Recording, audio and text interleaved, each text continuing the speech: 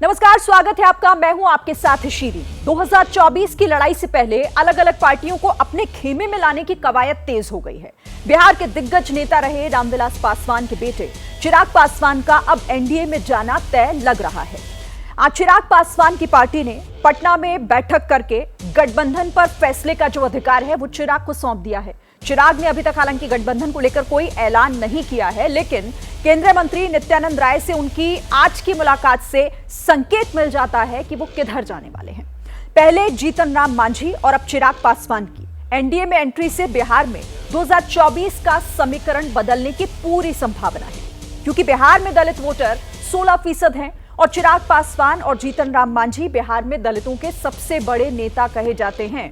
सिर्फ दलित नेता ही नहीं, बल्कि उपेंद्र कुशवाहा और मुकेश सहनी जैसे पिछड़े नेताओं को भी एनडीए में जोड़ने की कवायद चल रही है और अगले कुछ दिनों में ये तस्वीर पूरी तरह साफ हो जाएगी। यूपी में भी ओम प्रकाश राजभर को जोड़कर पूर्वांचल में एनडीए को मजबूत करने की कोशिश हो रही है और ये सब कुछ हो रहा है 18 जुलाई के लिए, क्योंकि उस दिन दिल्ली में एनडीए की एक बैठक होने वाली है।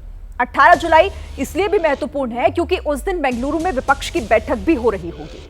इस तरह 18 जुलाई का दिन सरकार और विपक्ष के लिए शक्ति प्रदर्शन का है और यही वजह है कि हम पूछ रहे हैं 18 जुलाई पर नजर, कौन जाएगा किधर। सवाल यह भी है कि 2024 की रेस एनडीए के साथ कितने फेस, और सवाल यहां यह भी कि क्या चिराग से रोशन होगा एनडीए। बहस की शुरुआत सबसे पहले एक रिपोर्ट देखिए।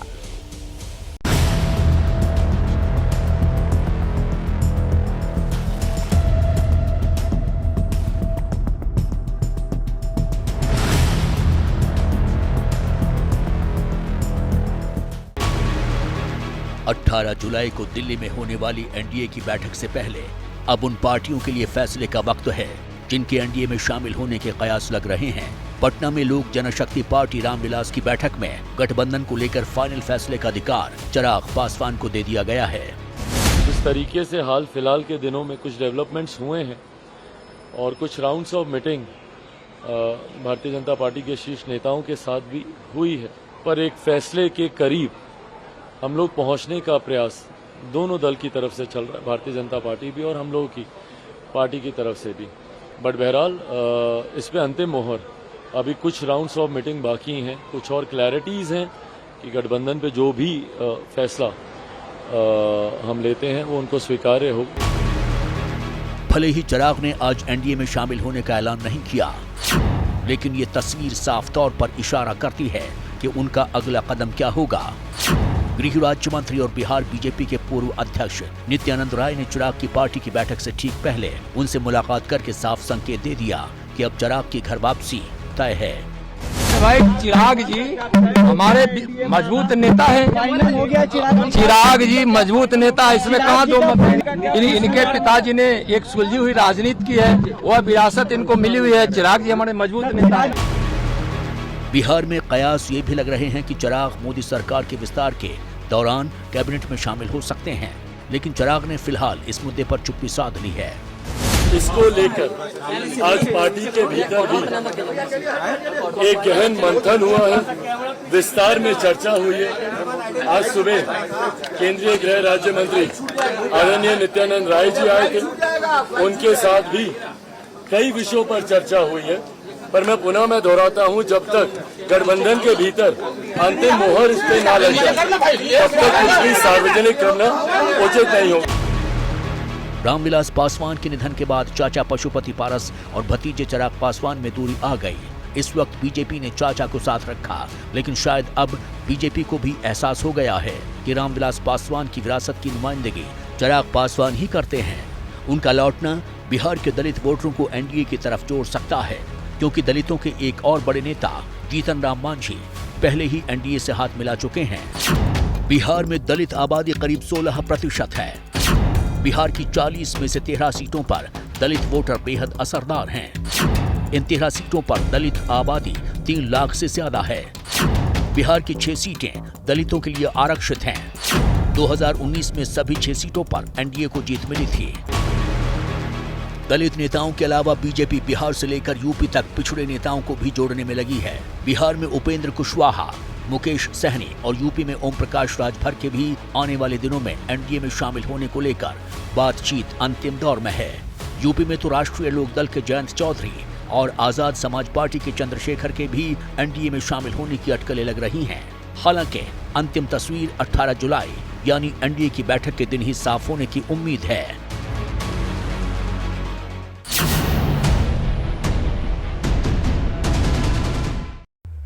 तो क्या चिराग से रोशन होगा एनडीए? क्योंकि जिस तरीके से नित्यानंद राय ने कहा कि हमारे बड़े नेता हैं और जो कवायदे हो रही हैं, क्योंकि देखिए विपक्ष की कोशिशें एक तरफ और दूसरी तरफ अब एनडीए को भी मजबूत करने की कोशिशें तेज हो गई हैं और महत्वपूर्ण तारीख है वो 18 जुलाई, जब दोनों ही जगहों पर, चाहे दिल्ली हो चाहे बेंगलुरु हो, एक जगह महागठबंधन सारे विपक्षियों को एक करने की कोशिश, तो दूसरी तरफ एनडीए का कुनबा मजबूत करने की कवायद होगी।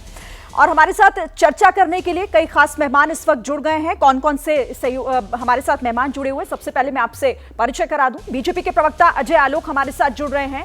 कांग्रेस की तरफ से कांग्रेस के प्रवक्ता सचिन सावंत हमारे साथ हैं। आरजेडी के प्रवक्ता शक्ति यादव को इस वक्त आप हमारे साथ देख रहे हैं और साथ ही धीरेन्द्र कुमार प्रवक्ता एलजेपी रामविलास भी हमारे साथ इस वक्त जुड़े हुए हैं और वरिष्ठ पत्रकार रामकृपाल सिंह जी भी हमारे साथ हैं। बहुत स्वागत है आप सभी का एबीपी न्यूज पर। लेकिन सबसे पहले शुरुआत अजय आलोक जी आपके साथ कर लेती हूँ।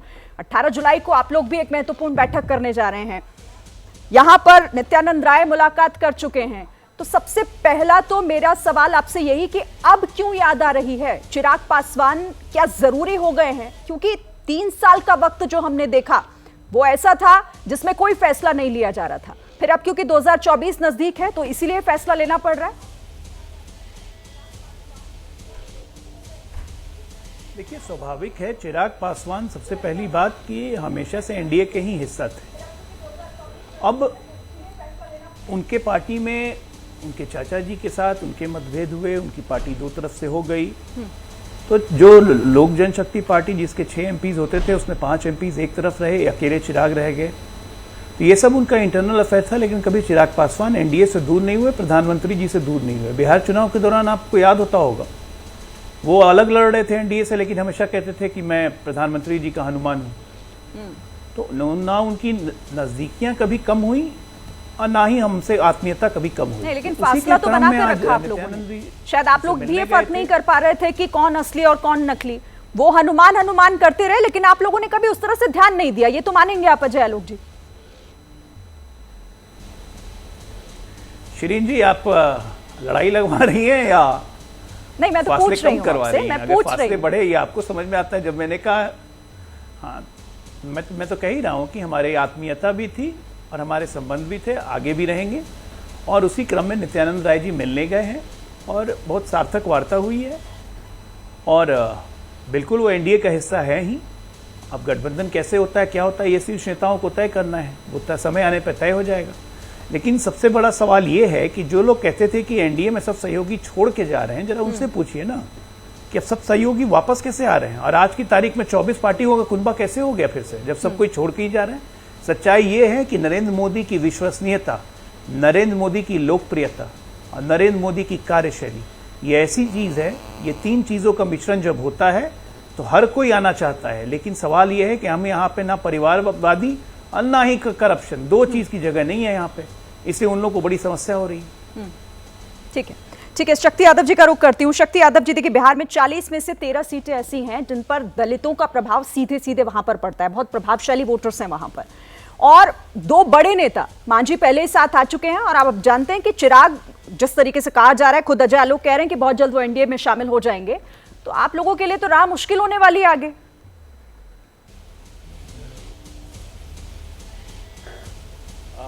श्रीन जी, सबसे पहले तो आपका जो प्रस्तुतिकरण है डिबेट के पहले, मैं इसको अतिरंजनापूर्ण भी नहीं कहूंगा, क्योंकि थोड़ी कड़वी हो जाएगी। और दलितों के नेता हैं नहीं है, एक सार्वजनिक है, बताने की जरूरत नहीं है। कितना % वोट है, किसको कहां मिलेगा, अलग बात है। आदरणीय रामविलास पासवान जी जो देश में नेता रहे हैं, उनके साथ क्या सलूक हुआ मरणोपरांत तो सबको पता है, बताने की जरूरत नहीं है। फैसले पार्टी के नेता लेते हैं अपने हिसाब से, जहां जिनको जाना है वो जाएंगे। लेकिन इतनी बात जो सत्य है ना कि जो विश्वसनीयता की बात कर रहे हैं, तो जिन लोगों ने विश्वास तोड़ दिया वो विश्वासघात था क्या? और जो लोग आज चले गए, जिनके दल तोड़ करके 2 टुकड़े में तब्दील किए गए, वो तो बड़ा आत्मीयता था उनके साथ। और विश्वासघात की बात जहां तक आ रही है तो 28 से 24 पर आप आए, वह भी पूरा 24 पूर्ण नहीं रहा। 28 पार्टियों की कुनबे थी एनडीए के अंदर में। हताश और निराश जो भाव है भाजपा नेताओं के मुखमंडल पर साफ साफ दिखता है 24 को लेकर के। बिहार एक ऐसी राजनीतिक प्रयोगशाला है कि अतीत को सिर्फ उदाहरण मान करके चलिए तो आने वाले कल आपको साफ साफ दिखेगा। और मेरा मानना साफ है कि भारतीय जनता पार्टी को जो देश के साथ उसका तो ताजा उदाहरण अभी हम देख रहे हैं, जो कल किसके खिलाफ वो आज साथ में सरकार चला रहे हैं, उसका तो ताजा उदाहरण पूरा देश देख रहा है। वो शक्ति यादव जी आप क्या ही कह रहे हैं इस पर? ठीक है, मैं धीरेन्द्र जी का रुख कर लेती हूँ। धीरेन्द्र जी, अब तो ये चिराग पासवान ही साफ करेंगे कि आखिर कब वो फैसला लेने जा रहे हैं? आपके पास इससे जुड़ी कोई जानकारी है तो बताइएगा हमारे दर्शकों को। देखिए, निश्चित तौर पर हमारे नेता राष्ट्र के लिए सदैव बोलते रहे और जब जब बिहार को आवश्यकता पड़ी है, देश को आवश्यकता पड़ी है, हमारे नेता ने मोदी जी और बीजेपी के कहने पर उनके लिए काम किया है। ऑफिशियली हम लोग कभी एनडीए में अभी तक नहीं है, लेकिन इसके बावजूद भी उपचुनाव में हमारे नेता ने प्रचार किया है भाजपा के आग्रह पे। आज जो परिस्थिति बन रही है, मुझे लगता है कि हम लोगों को अभी ये अधिकार नहीं है कि मैं बोल दूं कि एनडीए में हूं कि कहां हूं, लेकिन इतना जरूर है कि एकाध दौर आते आते कभी भी इसका घोषणा इसकी हो सकती है। और मेरे नेता के लिए मंत्रिमंडल में जाना और एनडीए में जाना कब नहीं चिराग से रोशन हुआ है। एनडीए 2014 से ही चिराग से रोशन हो रहा है। अब तो बिहार को रोशन होने की बारी आ गई है। इसीलिए बिहार में जो सत्ताधारी दल के लोग हैं उनको दिक्कत हो रही है कि दूसरा चिराग जल गया है, लालटेन कहीं बंद न हो जाए, इस चक्कर में ऐसा बोल रहे हैं। कभी भी सत्ता के लिए हमारे नेता ने कोई ऐसा नीति नहीं बनाया कि किसी के साथ हाथ लगा के मिला लिए और कुर्सी पा लिए। अगर उनको कहीं पर मनभेद थोड़ा बहुत रहा भी होगा मतभेद, तो उन्होंने बिहार के लिए और देश के लिए सड़कों पे आवाज उठाते रहा है। उन्होंने कोई ऐसा काम नहीं किया कि पर्सनली हमको कुछ बना दो, मंत्री बना दो या सत्ता में ले आओ। तो हमारे नेता का विजन बड़ा क्लियर है और बिहार और देश के लोग इसको जानते हैं और कम से कम एनडीए के सभी लोग तो बखूबी जानते हैं। विजन क्लियर है, लेकिन हरी झंडी मिली नहीं, और अब अगर मिल रही है तो फिर क्या ये मजबूरी के तहत मिल रही है? सवाल इसीलिए था। ठीक है, सचिन सावंत भी हमारे साथ हैं, कांग्रेस के प्रवक्ता, मैं उनका रुख कर लेती हूँ। सचिन जी, कोशिश आप लोगों की तरफ से जो भी हो रही हो, लेकिन जैसे ही मीटिंग से बाहर निकलते हैं विपक्षी दलों के नेता तो बिखरा बिखरा सा विपक्ष नजर आता है, और अब एनडीए तो खुद को मजबूत करने में लग गया है। क्या लग रहा है आपको, कैसे जोड़ेंगे खुद को और इसकी काट क्या होगी फिर आगे? देखिए दोनों जो एनडीए और यूपीए के अगर देखा जाए तो लक्ष्य को आप साझा नहीं कर सकते, क्योंकि एनडीए का लक्ष्य है कि किसी भी तरह से देश की सत्ता हासिल करे। हमारा लक्ष्य है देश के लिए संवैधानिक प्रक्रिया और लोकतंत्र को मजबूत करे। तो ये दोनों के अलग अलग लक्ष्य हैं। लेकिन जहां तक बात है एनडीए की, मैं भी ये समझता हूं कि आज जो प्रयास भारतीय जनता पार्टी की तरफ से किए जा रहे हैं, ये अवसरवादी राजनीति कितनी गहरी है और सत्ता के लिए कुछ भी करने के लिए भारतीय जनता पार्टी कितनी तैयार है, ये समझ सकता हूं मैं। अभी भतीजे को आग्रह कर रहे हैं या शायद उनके ऊपर एक आंख मिचोली का खेल चालू किया है उन्होंने, तो चाचा वहां चिल्ला रहे कि भतीजा एनडीए का पार्ट नहीं है, तो यह भी दिखाई दे रहा है। दूसरी ओर जहां तक बात है कि भारतीय जनता पार्टी के तरफ से एक जो मोदी जी की लोकप्रियता का एक गुब्बारा तैयार किया गया है, उसकी हवा कितनी कमजोर होती जा रही है, कम होती जा रही है, यह भी दिखाई दे रहा है। कर्नाटक के चुनाव के बाद और जहां पूरी तरह से दक्षिण के राज्यों में भारतीय जनता पार्टी साफ होती वो नजर आ रही है, बहुत सारे राज्यों में से सत्ता जा रही है, मध्य प्रदेश, छत्तीसगढ़ हो, राजस्थान हो, अभी जो चुनाव आएंगे वहां भी भारतीय जनता पार्टी हारने जा रही है, तो मोदी जी की कुर्सी हिलती हुई नजर आ रही है। तो इसी वजह से जो पुराने साथी छोड़ दिए गए हैं, किस हालात में छोड़ दिए गए हैं, वो छोड़कर अभी उनको साथ में लेने की कोशिश की जा रही है। मैं समझता हूं कि मोदी जी की लोकप्रियता कितनी खोखली है, ये इससे साबित होता है। नहीं, लेकिन कोशिशें आप कह रहे हैं कि जो साथ छोड़कर चले गए अब वो एक फिर से एक मंच पर आते हुए दिख रहे हैं ना। हालांकि 18 जुलाई को साफ होगा। इसका जवाब अजय आलोक जी से लूंगी, लेकिन हमारे साथ रामकृपाल जी भी हैं। एक बार रामकृपाल जी से कमेंट ले लूं, फिर अजय आलोक जी के पास आती हूँ। रामकृपाल जी, क्या लग रहा है ये कवायद एनडीए को फिर से मजबूत करने की कितनी सफल होगी?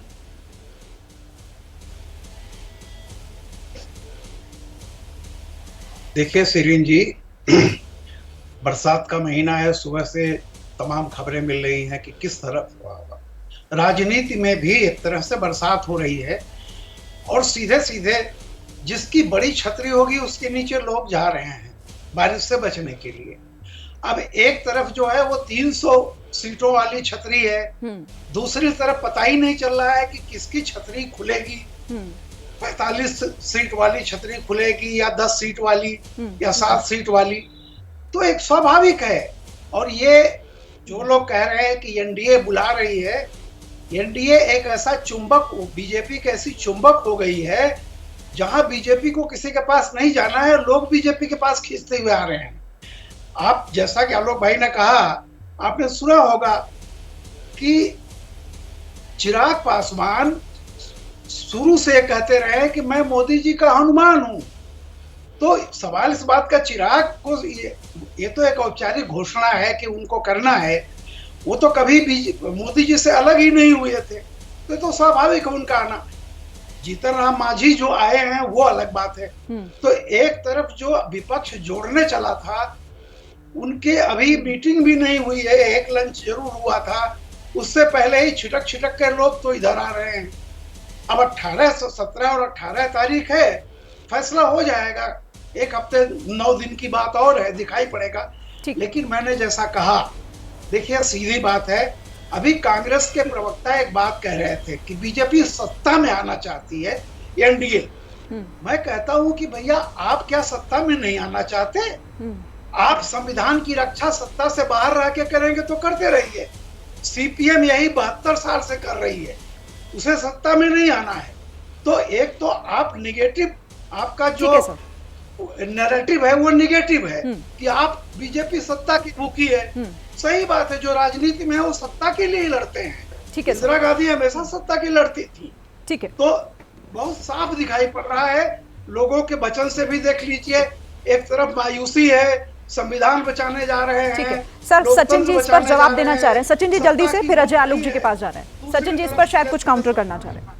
सचिन साहब देखिए, रामकृपाल जी, देखिए सत्ता प्राप्त करने का लक्ष्य मैं उसकी बात कर रहा था। जहां तक भारतीय जनता पार्टी के बारे में आप कह रहे हैं, सत्ता प्राप्त करने के लिए आप पार्टी तोड़ी जा रही है, ईडी पुरुष जागरूक हो चुके हैं, सब जगह पे ईडी की रेड मारी जा रही है। और जहां तक शिवसेना जैसी पार्टी और राष्ट्रवादी जैसी पार्टी हो, जिनके ऊपर आरोप किया था भारतीय जनता पार्टी ने, अभी 5 दिन पहले लगा था 70,000 करोड़ रुपया का भ्रष्टाचार का जो एनसीपी ने किया, ऐसा आरोप जो भारतीय जनता पार्टी और प्रधानमंत्री जी ने स्वयं लगाया, उनको साथ लेते हुए उनको शर्म नहीं आ रही है। तो ये सत्ता का लक्ष्य है इनका। ये देखिए, तो अनैतिकता अगर माध्यम होगा तो वो नहीं हम चाहते। हम चाहते हैं इस देश की संविधान की रक्षा करें, हम देश चाहते हैं कि लोकतंत्र को मजबूत करें, इसलिए सत्ता में आना चाहते। तो ये लक्ष्य दोनों को आप बराबर नहीं तोड़ सकते, ये ध्यान दूसरी पार्टियों को तोड़कर अपना कुनबा मजबूत करेंगे आप? शिरीन जी सही बात है, हम राजनीतिक दल हैं और हम सत्ता में आना चाहते हैं, बिल्कुल सही बात है, एक रत्ती भी लेश मात्र इसमें झूठ नहीं। लेकिन हम सत्ता में आना चाहते हैं देश के लिए काम करने के लिए, अपने आप को खपाने के लिए, और खपा के हमने सत्ता पाई है। कोई बैठे बिठाए हमें परिवार में सत्ता नहीं मिल गई। भारतीय जनता पार्टी अपने दम पे, अपने बहुमत पे पहली बार 2014 में सत्ता आई, उससे सत्ता में आई। और इस 9 वर्षों में जो भारतीय जनता पार्टी ने जो काम किया, उससे देश की सूरत और सीरत दोनों बदल गई है। हम सत्ता में इसलिए नहीं आना चाहते कि हमें एक परिवार का भला करना है, हम सत्ता में इसलिए नहीं आना चाहते कि हमें देश को गुलामी की मानसिकता में 75 साल ले जाना है, हम सत्ता में इसलिए नहीं आना चाहते कि ब्रिटिश की कॉलोनियल मानसिकता का शिकार होकर हम चलते चले। हम सत्ता में इसलिए नहीं आना चाहते क्योंकि हमें तुष्टीकरण की राजनीति करनी है। नहीं, हम सत्ता में, सवाल तो फिर पूछा जाएगा ना आपसे कि जिन लोगों को आप भ्रष्टाचारी करते कहते रहे, आज उनके साथ सरकार में बैठे हुए हैं। नहीं, मैं ये सब ऐसा बिल्कुल नहीं है। 70,000 करोड़ रुपए का एनसीपी पे हमारा भ्रष्टाचार का आरोप है, और वो आरोप हमने नहीं लगाया, उसकी जांच चल रही है बकायदा। अजीत पवार की अगर आप बात करते हैं, अजीत पवार की बात करते हैं, तो जो इतना जोर से ठहाके लगा के हंस रहे हैं, महा विकास आघाड़ी की सरकार बनी थी तो 72 घंटे के अंदर सचिन सावंत जी की पार्टी, शिवसेना, उद्धव ठाकरे मुख्यमंत्री, उन्होंने अजीत पवार को क्लियरेंस दी थी। 2 ईडी के केस चल रहे थे, एक ईडी केस में क्लियरेंस हो गई, दूसरे में जांच चल रही है। ना बचा रहे हैं, गलत बात कह रहे हैं, गलत बात, झूठ मत बोलिए। देखिए, झूठ नहीं बोलना है। 1 मिनट नहीं लगेगा सरकार अगर जलन से बाहर जाने में। 1 मिनट बीच में मत बोलिए, बीच में मत बोलिए। एक परिवार के लिए, एक परिवार के लिए सत्ता नहीं है, एक परिवार के लिए सत्ता नहीं है। गांधी परिवार की सोच से भारतीय जनता पार्टी नहीं चलती है। जो नेहरू की सोच हुई कि 100 साल, एक विजन था कि मैं सत्ता में आया हूं तो अगले 100 साल तक मेरे ही परिवार का, मेरी बेटी या उसका बेटा वही रहे, और उसके हिसाब से उन्होंने हिंदुस्तान बनाया। इसलिए हिंदुस्तान की प्रगति इतनी कम हुई। 9 वर्षों में जो प्रगति हमने की है, वो 75 वर्षों से दोगुनी से ज्यादा रफ्तार से। किस बात से जलन है भाई? हमारी प्रगति की, देश की प्रगति की रफ्तार से जलन होने लगी है कांग्रेस पार्टी ठीक है, अब जवाब लेते हैं सचिन जी जल्दी से। सत्ता में नहीं आएंगे, यहाँ झाल बजाने आए। देखिए, ठीक है, इससे बड़ा झूठ, फरेब। और देखिए आप देखिए ऐसा है शिरीन जी, इनको आरएसएस की शाखा से झूठ बोलने की शिक्षा मिलती है, तो इसमें मैं कुछ आपत्ति नहीं रखना चाहता हूं। अब ये कह रहे हैं हमने आरोप नहीं लगाया था 70,000 करोड़ का। अरे भैया 5 दिन पहले प्रधानमंत्री जी ने स्वयं आरोप लगाया था एनसीपी के ऊपर। ये कब मैंने बोला? रुपया उसमें ये कब मैंने बोला? सिंचाई मैंने बोला 70,000 करोड़ की जांच चल रही है, मैंने आरोप लगाया था। झूठ में बोलिए अजय। अरे एक मिनट, 70,000 करोड़ की जांच चल रही है। सुनिए 70,000 तो जांच चल रही है। सुनिए अजय आलोक जी, झूठ मत बोलिए। 14 लाख करोड़ झूठे हैं आप, चल रही है। झूठे हैं, बेल पे है ना राहुल गांधी? सुनिए राहुल गांधी बेल पे है ना? 70,000 करोड़ रुपया राहुल गांधी बेल पे है कि नहीं? सुनिए ना, राहुल गांधी बेल पे है या नहीं? झूठे। सोनिया गांधी बेल पे है कि नहीं? क्या है तुम्हारे? अच्छा ठीक है, चलिए एक एक करके प्लीज, और भी मेहमान है मेरे साथ, जल्दी से सचिन जी जल्दी से खत्म कीजिए अपना। देखिए, प्रधानमंत्री जी ने 27 जून को प्रधानमंत्री जी ने आरोप लगाया था एनसीपी के ऊपर कि 70,000 करोड़ रुपए का गमन उन्होंने किया है। सभी घोटालों का नाम लिया था, सिंचाई घोटालों का। और मैं अजय आलोक जी को बताना चाहता हूं कि ये भारतीय जनता पार्टी और राष्ट्रवादी की गठबंधन की सरकार थी जो 3 दिन में फडणवीस जी ने उनको क्लीन चिट दी थी। एमवीए ने नहीं दी थी, उन्होंने दी थी। और अभी जब ये 70,000 करोड़ रुपए गमन इन्होंने किया है, अगर वो सरकार तो 24 घंटे भी नहीं चली थी। क्या बात कर रहे हैं आप? अलग तकलीफ होती है। देखिए तकलीफ होती है, थोड़ा सा जानकारी पुख्ता करके आया कीजिए। उसके बाद मैं ये आरोप लगाना चाहता हूं, अब ये 70,000 करोड़ रुपए का कितना पैसा भारतीय जनता पार्टी को मिला है ये भी बताएं। वहां संगमा के ऊपर आरोप लगाते भ्रष्टाचार का, उनके साथ में गठबंधन करते हैं, तो ये कौन सी वॉशिंग मशीन लेके आए मोदी जी? और जब मोदी जी ने यह आश्वासन दिया था 2014 में कि मैं वॉशिंग मशीन लेके आऊंगा और सब भ्रष्टाचारी को मेरे पार्टी में लेके उनको धुलाई करूंगा, लेकिन अभी भले ही वो चटक कर दूसरी तरफ चले गए हो, कल तक तो आप ही लोगों के साथ थे ना। सवाल इसलिए भी उठता है। ठीक है, शक्ति यादव जी, शक्ति यादव जी के पास हमने आरोप नहीं किए थे ना। ठीक है सचिन जी, अब प्लीज अब मैं शक्ति यादव जी से सवाल कर लूं, फिर वो उसके बाद आपके पास आती हूँ। सच यहाँ पर देखिए शक्ति यादव, अब ये तो मुश्किल होगी आपके लिए, क्योंकि कल तक तो सिर्फ आप लोग एकजुट कर रहे थे, आप लोग जगह जगह मीटिंग कर रहे थे, भले ही उसका रिजल्ट अभी कुछ पुख्ता तौर पर सामने ना आया हो, पर अब तो एनडीए ने भी अपनी कवायदें शुरू कर दी हैं।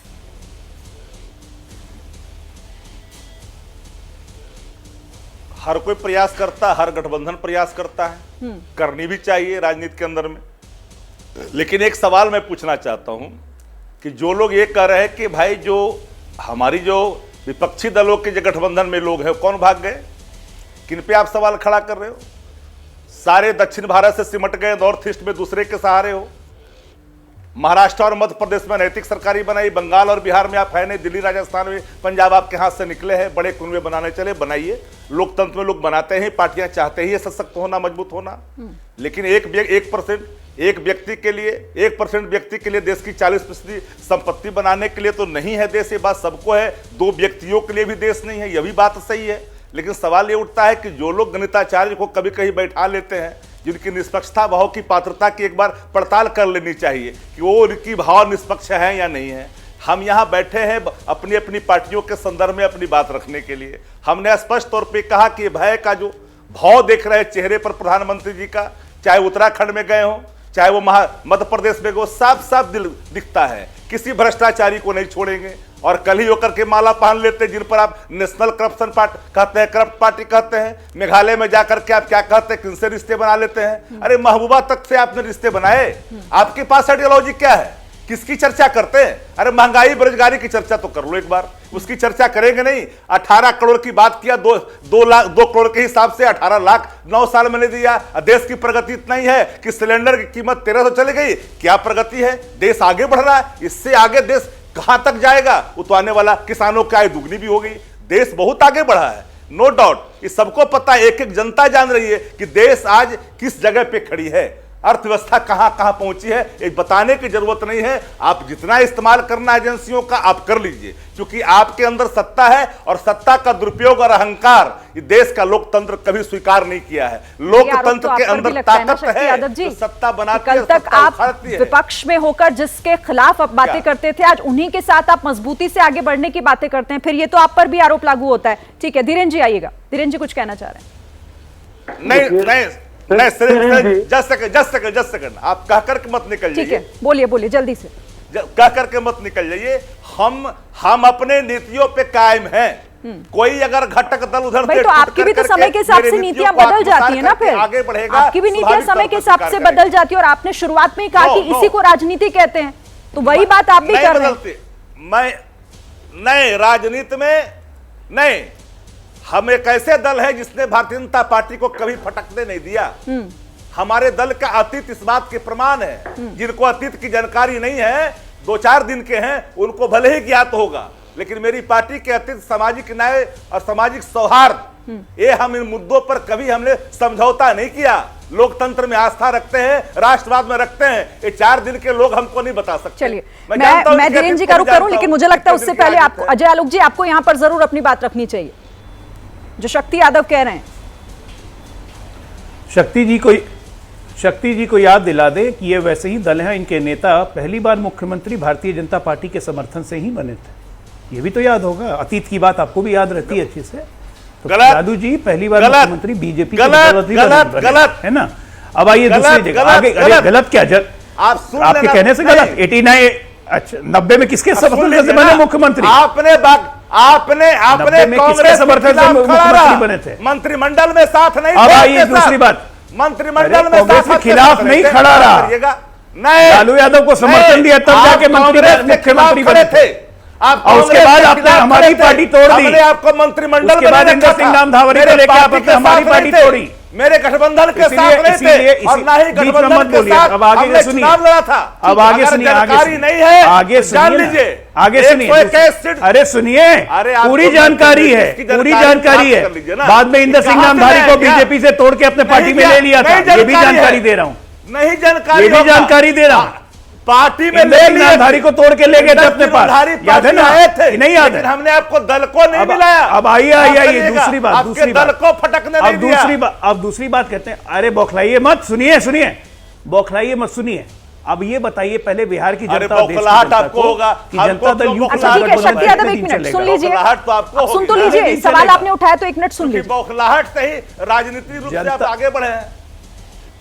जनता दल यू के साथ आपका गठबंधन कितने दिन चलेगा? क्योंकि आपके एमएलसी सुनील सिंह जो हैं, जो लालू जी के बहुत नजदीकी हैं, उनकी और अशोक चौधरी की जो तू मैं हो रही है शिक्षा मंत्री के सवाल पे, जो बिहार में माहौल बना हुआ है और मुख्यमंत्री साइलेंट हैं और तेजस्वी गायब हैं, तो ये गठबंधन आपका जदयू के साथ कब तक चलेगा? महागठबंधन का तो हमने यही कहानी देखी ना। महागठबंधन अनाउंस हुआ, मांझी जी भाग गए, पहली मीटिंग हुई, अरविंद केजरीवाल बीच में से भाग गए, प्रेस कॉन्फ्रेंस में भी नहीं आए, बाहर निकले, आम आदमी के प्रवक्ता ने कांग्रेस में हंगामा बोल दिया, कांग्रेस ने बंगाल से अधीर रंजन चौधरी ने आप पे हंगामा बोल दिया, ममता पे हंगामा बोल दिया, उसके बाद अखिलेश उठे चले गए केसीआर से मिलने। महागठबंधन भैया, 15 में महागठबंधन केसीआर को बुलाया नहीं, अखिलेश चले गए केसीआर से मिलने, 15 में गया भतीजा उधर, गठबंधन नाम रखेंगे चचा, जिनके नाम ले रहे हैं आपके महागठबंधन का जिनके नाम ले रहे हैं ना, शक्ति जी, ये बताइए कि जो 17-18 को मीटिंग हो रही है बेंगलुरु में, तो सब साथ आ रहे हैं ना? शक्ति यादव जी, बेंगलुरु में सब साथ आ रहे हैं ना? कोई अब बहाना तो नहीं बनाएगा इधर उधर निकलने का? मैं तो आपको एक लाइन में शुरू में कहा सरीन जी कि जो लोग इन नीतियों के साथ हैं वो बेंगलुरु में दिखेंगे और सभी दल वहां मौजूद दिखाई पड़ेंगे। जिनको तारीख तय हो गई, से जरा सभी तारीख तय हो गई, दिखाई पड़ेंगे। अधिनायक और सुन लीजिए, तारीख तय हो गई, तारीख भी तय होगी और राजनीतिक डेथ वारंट पर दस्तखत भी होगा उसी दिन, जो आपके लिए होगा। तारीख भी तय नहीं है, 18 जुलाई तो खत्म। आप जो बोल रहे हैं, आप जो अरे हो जाएगा, हो जाएगा तारीख। आपने जो कहा जरा पता कर लीजिए। अब और भी मेहमान हैं, मैं धीरेन्द्र जी के पास जाती हूँ, वो कुछ कहना भी चाह रहे थे। ठीक है शक्ति यादव जी, एक सारे लोग थे कि नहीं 15 में एनडीए में? ठीक है शक्ति यादव जी, आप कह रहे हैं कि सब साथ आएंगे, वो तो हम देख लेंगे उस दिन कि आखिर जब वो फोटो, एक वो जो बहुत बड़ी फोटो होती है, उस तस्वीर में कौन कौन साथ और कितना आपसी जो मतभेद भुलाकर यहाँ साथ आता वो दिखाई देगा। ठीक है धीरेन्द्र जी, अब सवाल यहाँ पर यह भी है कि चिराग ये तय करेंगे कि गठबंधन में शामिल होना है, एनडीए का हिस्सा बनना है या फिर नहीं। लेकिन इससे पहले तो एक सवाल यहाँ पर यह भी बन जाता है ना कि जो चाचा भतीजे की लड़ाई है, क्या सुलझ गई है या फिर कैसे सुलझेगी? देखिए, ये मैं उनका घरेलू प्रवक्ता तो हूं नहीं, मैं अपनी पार्टी की बात रख सकता हूं, लेकिन इतना जरूर है कि अभी जो यूपीए के दोस्त लोग बोल रहे हैं, जरा इन लोगों का इतिहास देखिए कि एक दूसरे के बारे में किस किस तरह की और कितनी अभद्र टिप्पणियां की गई हो, चाहे ललन जी के लिए राजद के द्वारा क्या बोला गया, या इन लोगों ने उनके लिए क्या बोला, या और महागठबंधन के लोगों ने एक दूसरे के लिए क्या बोला।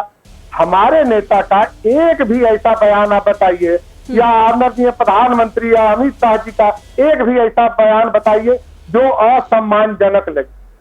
तो अगर हम लोग अगर कहीं 1% मान लिए कि एनडीए के हिस्सा हो भी जाते हैं, तो ये स्वाभाविक मेल होगा कि अस्वाभाविक गठबंधन होगा। मैं इन्हीं लोग मित्रों से पूछना चाहता हूं, अरे इसकी नीति की बात कर रहे हैं कि अब बेंगलुरु में होगी, बेंगलुरु में फिर एक आदमी निकलेंगे तो अगली तारीख बेंगलुरु में होगी। ये तो खो खो का खेल खेल रहे हैं ना, एक दूसरे के पीछे में रुमाल रखते हैं, फिर वो दौड़ता है, तब तक ये लोग बैठते हैं। इन लोगों का कितना बेमेल का गठबंधन है ये आप समझिए ना। इन लोगों की टिप्पणी जो है एक दूसरे के लिए, केवल उसको निकाल लीजिए तो सत्ता प्राप्ति का एक मात्र लक्ष्य इन लोगों का है, और वो भी किस लिए? भ्रष्टाचार के लिए। आप देखिए ना कि कितने लोगों के ऐसी पार्टियों के बड़े नेता या राष्ट्रीय अध्यक्ष भ्रष्टाचार के केस में या तो बेल पर है, या सजा काट के आए हुए हैं, या जेल जाने वाले हैं, ऐसे लोगों का कुनबा है। तो देश में अगर स्वच्छ राजनीति देनी है तो निश्चित तौर पर एक स्वच्छ विचारधारा वाले जितनी भी पार्टियां हैं उनकी गठबंधन, उनका स्वाभाविक मेल तो होना ही है। अब हो सकता है कि उसके चलते इन लोगों को थोड़ी तकलीफ हो रही है। चलिए, मैं चाह रही थी कि आप इस पर जवाब दें कि चाचा भतीजे का फिर क्या होगा, मतलब दोनों साथ में आ पाएंगे या नहीं, क्योंकि एक सीट को लेकर दोनों दावेदारी भी कर रहे हैं, और फिर उसका क्या होगा। रामकृपाल जी, हमारे नेता ने, ठीक है, रामकृपाल जी इसमें कुछ ऐड करना चाह रहे हैं। 1 मिनट 10 मिनट में आपकी बात, 10 सेकंड में आपकी बात कर रहा हूं। बोलिए बोलिए। कि 1 सेकंड की जो बात है सिरिन जी, कि हाजीपुर सीट से हमारे नेता ने कहा है कि मैं वहीं से चुनाव लड़ूंगा, बाकी अगर दूसरे दल को किसको रहना है एनडीए में, किसको नहीं रहना है, भाजपा किनको रखना चाहती है नहीं रखना चाहती है, ये उनका विशेषाधिकार है, इस पर मैं कैसे बोल सकता हूँ। ठीक है, रामकृपाल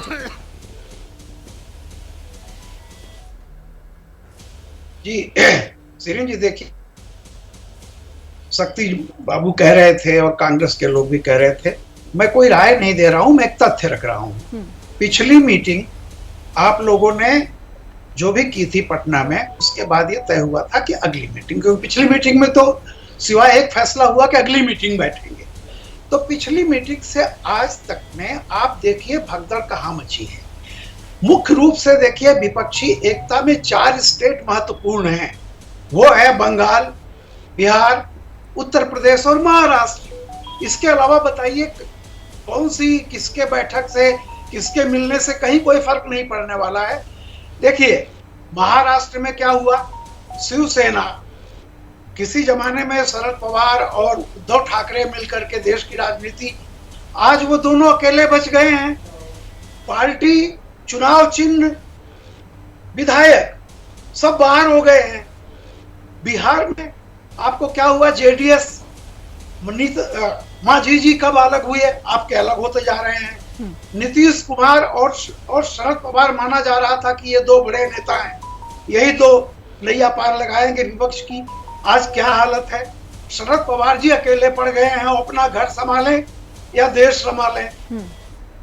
आपके नीतीश कुमार जी जो हालत है, देखिए अभी जो डेवलपमेंट हुए हैं। सवाल इस बात का है कि जो फैक्ट है वो फैक्ट तो आपके विपक्ष के विपरीत सारी चीजें जा रही हैं। अब 18 तारीख को क्या हो जाएगा, केजरीवाल अलग नाराज हैं क्या, वो क्या पंजाब और दिल्ली में समझौता हो जाएगा, उत्तर प्रदेश में क्या समझौता होना है, किससे होना है, वहां बीजेपी, एसपी, बीएसपी, और क्या है वहां पे, तो कुछ भी नहीं होना है। तो जो 4 स्टेट हैं, महाराष्ट्र, उत्तर प्रदेश, बिहार और बंगाल, इसमें जो भी डेवलपमेंट हो रहे हैं वो विपक्ष के लिए नेगेटिव डेवलपमेंट है। इसलिए मैं कह रहा हूं कि बड़ी छतरी के नीचे लोग जा रहे हैं, और अभी वहां तो पता ही नहीं है किसकी छतरी के नीचे इकट्ठा होना है। अभी तो ये तय होना है छतरी किसकी रहेगी, वो कांग्रेस की रहेगी या शरद पवार की। मतलब जैसे कह रहे हैं तो शरद पवार के पास बेचारी छतरी अपनी भी नहीं रह गई है, तो और इसी को लेकर पूरा कंफ्यूजन भी है। सर, आप महत्वपूर्ण बात कह रहे हैं, मुझे लगता है सचिन सावंत जी को इस पर जवाब देना चाहिए कि छतरी खुलेगी, किसकी छतरी होगी और उसके नीचे आता कौन कौन है, क्योंकि अभी तो नाराजगी दूर करने का दौर चल रहा है। सचिन जी। नहीं, मुझे तो आश्चर्य होता है रामकृपाल जी की बात सुन रहा था मैं। ये जो छतरी की बात कर रहे हैं, एनडीए की छतरी पकड़े हुए कौन है, तो वो मोदी जी पकड़े नहीं है, मोदी जी के साथ एनफोर्समेंट डायरेक्टरेट ने पकड़ा हुआ है, ये ध्यान रखिए। तो ये ईडी की जितने के ऊपर कार्रवाई हो रही थी, जैसे महाराष्ट्र की बात कर रहे थे कि महाराष्ट्र बड़ा अहम सा ये स्टेट है, तो वहां की राजनीति को अगर आप देखें तो जिनके ऊपर कार्रवाई हो रही थी वो अभी साथ में बैठे हैं। आरोप भारतीय जनता पार्टी ने लगाए थे एनफोर्समेंट डायरेक्टरेट के, जो एकनाथ शिंदे जी के ऊपर आरोप थे, उनके साथ में जितने भी लोग थे, प्रताप सरनाईक, जो भी एमएलए गए शिवसेना के, जो तोड़कर शिवसेना पार्टी का छोड़कर चले गए, वो सब एनफोर्समेंट डायरेक्टरेट के आरोपों में ग्रस्त थे। और अभी जो एनसीपी के लोग चले गए हैं उनके ऊपर भी आरोप थे, और भारतीय जनता पार्टी के किरीट सोमैया हो, ये सभी लोगों ने लगाए थे। यही तो देवेंद्र फडणवीस जी थे जो अजित पवार के ऊपर कह रहे थे कि वो अभी जब अगर आएंगे, सत्ता में आएंगे तो चक्की पीसने जाएंगे, चक्की पीसिंग करें, मतलब पूरे भाषण में कह रहे थे। तो ये सचिन जी, चलिए इसका जवाब तो मैं अजय आलोक से ले लूंगी। आपने जो बात कही है इससे पहले भी आपका जो जवाब था इससे मिलता जुलता ही था, लेकिन मेरा ये कहना था, और रामकृपाल जी भी वही कह रहे थे कि अभी तो आप लोग इकट्ठे आ भी नहीं पाए हैं ना, क्योंकि आप लोगों की तो लड़ाई ही नहीं खत्म हो रही, चाहे पश्चिम बंगाल में ममता बनर्जी के साथ हो, चाहे दिल्ली में अरविंद केजरीवाल के साथ हो। ये कैसे दूर करेंगे, इस पर बात करिए ना। ये इससे 10 सेकंड में लूंगा। देखिए, विपक्ष की एकता को जारी या दिखाने के लिए, मतलब जो परिस्थितियां शुरू हुई हैं, एक साझा समन्वय साधने की प्रक्रिया शुरू हुई है, तो उसी के साथ में इनके पैरों के नीचे की जमीन हिल गई है। और इसी वजह से एक शरद पवार जी की पार्टी को तोड़ने के प्रयास शुरू हुए, शिवसेना को तोड़ने के प्रयास शुरू हुए, वहां कोशिश कर रहे हैं, यहां वहां। अब उनको जो याद आ गई इनकी भतीजे की रामविलास पासवान जी के बेटे की, तो उसी वजह से आई है कि सत्ता जा रही है अभी। या फिर सिर्फ वही बोल रहे हैं जो आपको बोलना है। अभी भी आपने नहीं कहा कि अरविंद केजरीवाल इस बार भी तो नहीं चले जाएंगे, उन पर आपने कुछ भी नहीं कहा। पश्चिम बंगाल में भी कल ही मैं सुन रही थी जो कुछ वहां पर पंचायत चुनावों के दौरान हुआ, अधीर रंजन चौधरी ने सीधे सीधे ममता बनर्जी पर सवाल खड़े कर दिया। तो राज्यों में अलग अलग बयान आ रहे हैं और एक जगह मीटिंग में आप इकट्ठे होकर फिर कहते हैं कि हम साथ हैं। देखिए, मैं इतना ही कहना चाहूंगा, अभी प्रक्रिया शुरू है।